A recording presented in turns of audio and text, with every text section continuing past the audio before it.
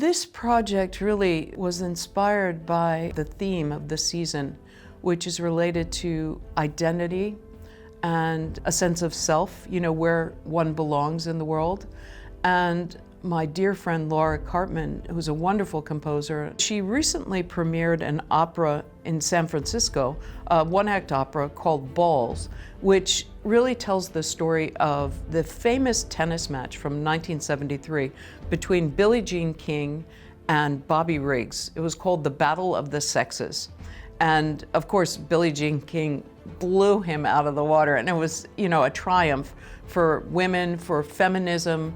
And we thought that we were really on the road toward equality at that moment. We felt really empowered. And the crowd roars to that smash by Billie Jean.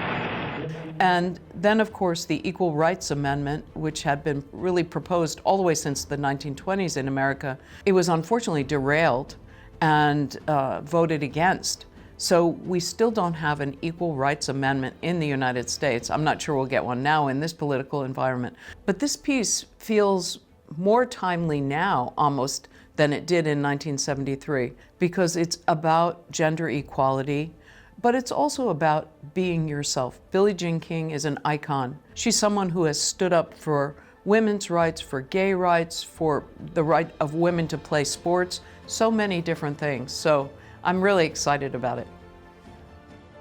A lot of ladies would like to have this another double.